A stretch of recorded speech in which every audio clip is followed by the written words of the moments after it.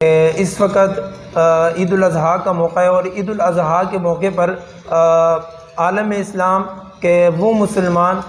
جو قربانی کا فریضہ سر انجام دیتے ہیں، ان کو بہت سارے مسائل کا جو ہے سامنا کرنا پڑتا ہے۔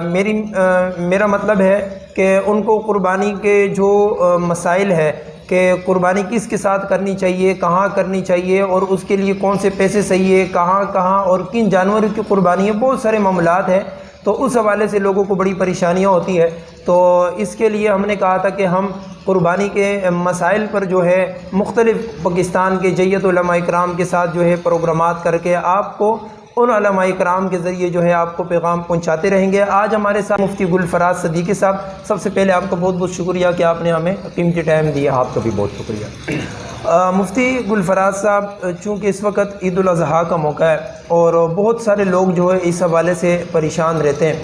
تو میرا پہلا سوال یہ ہے کہ قربانی جو ہے یہ جو سلسلہ ہے یہ شروع کہاں سے ہوا، اور یہ عالم اسلام کی یہ مسلمان جو ہے اتنا بڑھ چڑھ کر اس میں حصہ کیوں لیتے ہیں، اس کی وجہ کیا ہے، اتنا جذبہ کس وجہ سے؟ بسم اللہ الرحمن الرحیم، نحمدہ و نصلی علی رسولہ الکریم، اما بعد۔ سب سے پہلے آپ نے سوال کیا کہ یہ کب سے یہ ایجاد قربانی کی ہے، تو آپ کو بتاتا چلوں یہ ہمارے جد امجد جناب ابراہیم علیہ السلام کی ایک سنت ہے، اور آج کل کا مسلمان ایک جانور کو ذبح کر کے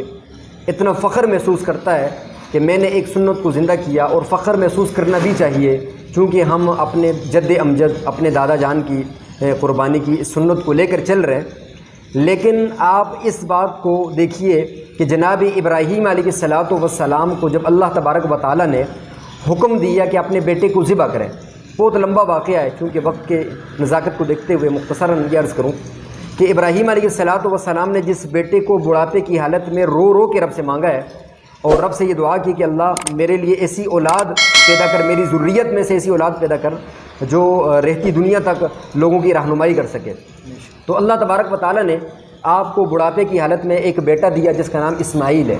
اسماعیل علیہ السلام کی پیدائش ہوتی ہے، بچپن کی حالت میں بڑے ہوتے ہیں، پھر بڑے ہوتے ہوتے جناب ابراہیم علیہ السلام کو حکم ہوتا ہے، جب محبت انتہا کو پہنچتی ہے تو اب حکم ہوتا ہے کہ اس کو قربان کر دیں۔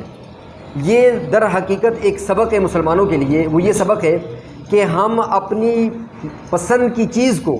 اللہ کے راستے میں قربان کر دیں، یہ قربانی ہے، نہ کہ جانور کو قربانی کرنا۔ اصل میں آج کل کا مسلمان شاید یہ سمجھتا ہے، وہ اس ٹاپک کو نہیں سمجھا کہ قربانی ہے کیا۔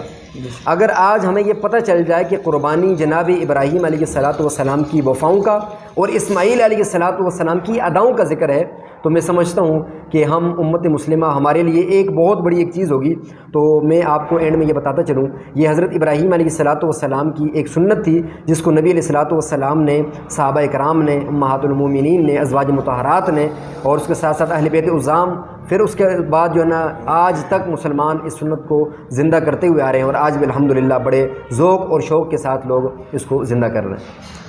اچھا، دوسرا مفتی صاحب ہمارا سوال ہے کہ یہ جو قربانی ہے مطلب بہت سارے مسلمان ہیں، سب تو نہیں کرتے، یہ جو ہے واجب کن لوگوں پر ہے، کن لوگوں کے لیے ضروری ہے کہ ان کو قربانی کرنا ہر صورت لازمی ہے؟ ٹھیک ہے، 6 قسم کے ایسے لوگ ہیں جو خاص علماء نے بیان کیے ہیں۔ ویسے تو بہت سارے، بعض علماء نے 9 بیان کیے، بعض نے 12، کسی نے 13 ذکر کیے، لیکن جو خاص جو لوگ ہیں وہ 6 قسم کے لوگ ہیں۔ سب سے پہلے یہ کہ ایک شخص مسلمان ہونا اس کے لیے ضروری ہے۔ اگر کافر ہو تو اس پر قربانی واجب نہیں ہے، اگرچہ وہ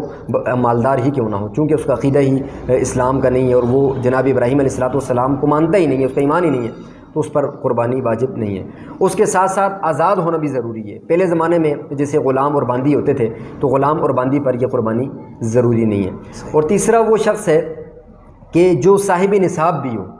صاحب نصاب یعنی 52.5 تولہ چاندی یا اس کے مقابلے کی آپ کے گھر میں کوئی قیمتی ایسی چیزیں ہوں جو آپ کے استعمال میں نہ ہو۔ مثلاً بہت سارے برتن ہم نے ایکسٹرا رکھے ہوتے ہیں جو استعمال میں نہیں ہوتے، یا مال تجارت، ٹھیک ہے، کپڑا، آپ جو ہے نا ایک تاجر ہے، کپڑا گھر میں رکھا ہوا ہے بہت سارا، اور اس کی قیمت 52.5 تولہ چاندی یا 7 تولہ سونے کے مقابلے میں ہوتی ہے، اور بہت ساری پراپرٹی ہے جس سے وہ بزنس کرتا ہے، یا شو روم ہے گاڑیوں کا، بہت ساری ایک مثالیں ہیں۔ اگر اس طرح کا کوئی شخص ہے اور وہ اس کا نصاب پورا ہوتا ہے تو اس پر بھی قربانی واجب ہے، اور اس کے ساتھ ساتھ مسافر بھی نہ ہوں، اگر وہ مسافر ہے تو مسافر پر بھی قربانی واجب نہیں ہے، اور اس کے ساتھ ساتھ بالغ ہونا بھی ضروری ہے، یعنی اگر ایک شخص ہے وہ بچہ ہے تو ابھی بچے کے لیے یہ حکم نہیں ہے کہ وہ قربانی کرے جب تک وہ بلوغت تک نہیں پہنچتا، تو اس لیے اگر اس کی طرف سے ان کے والدین یا ان کے چچا وغیرہ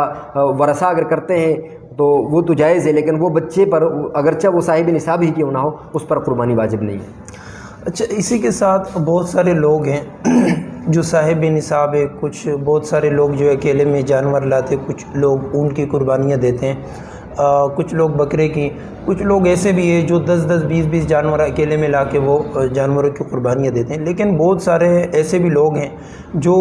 3 افراد 4 5 6 7 افراد تک مل کر جو ہے وہ قربانی کرتے ہیں، تو اس میں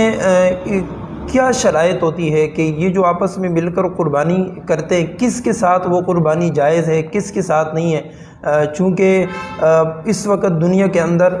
ہمیں صحیح عقیدے اور صحیح نظریے کی پہچان جو ہے وہ بڑی مشکل ہو چکی ہے۔ ٹھیک، بہت اچھا سوال ہے، اور میں سمجھتا ہوں اس وقت اس سوال کا پوچھنا بھی یقیناً یہ بہت اچھی بات ہے، کیونکہ اس وقت لوگ بس ڈھونڈ رہے ہوتے ہیں کہ بھئی کہیں سے 7 حصے پورے جائیں، 5 لوگ پورے ہو جائیں، 3 لوگ پورے ہو جائیں، ہم قربانی کر لیں۔ دیکھیں، اس کے لیے 2 چیزیں بنیادی طور پہ بہت ضروری ہیں۔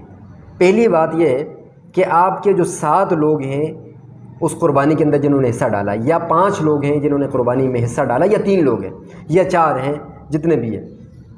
تو ان کے لیے سب کا یہ جاننا ضروری ہے کہ ان میں سے کوئی ایسا شخص نہیں ہے کہ جن کا ذرائع جو ہے نا وہ معاش وہ حرام ہو، مطلب حرام کمائی والا اگر ایک شخص بھی اس میں شامل ہو جاتا ہے تو سب کی قربانی ضائع ہو جائے گی، اب کسی کی قربانی نہیں ہوگی۔ یہ اس صورت میں ہوگی جب ان کو اس کے بارے میں معلومات ہو، یا اس نے ان کے بارے میں پوچھا ہو اور اس نے جواب دیا ہو۔ اگر کوئی شخص ہے پتہ نہیں ہے کہ اس کی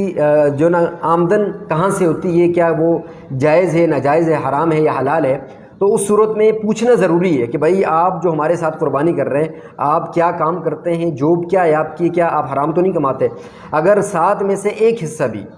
اگر کوئی حرام کا کما کے اس میں لاتا ہے اور وہ حرام کی کمائی سے قربانی کے اندر حصہ ڈالتا ہے تو سب کی قربانی جو ہے نا وہ باطل ہو جاتی ہے۔ ایک دوسرا یہ ہے کہ عقیدہ ٹھیک ہونا چاہیے۔ دیکھیں، ایک کافر تو وہ ہے جو علل اعلان کہتا ہے کہ میں نعوذ باللہ اللہ کو مانتا ہی نہیں ہوں، جیسے بہت ساری مثالیں یہودی ہے، سکھ ہے، عیسائی ہے، بدھ مت ہے، بہت سارے لوگ ہیں، ٹھیک ہے، لیکن ایک شخص وہ ہے جو اسلام کا لبادہ اوڑھ کر اپنے آپ کو مسلمان ظاہر کرتے ہیں لیکن اس کا عقیدہ مسلمانوں والا نہیں ہوتا، جس کی بہت ساری مثالیں ہیں۔ ایک شخص کا عقیدہ آپ ظفر عباس کو سرچ کریں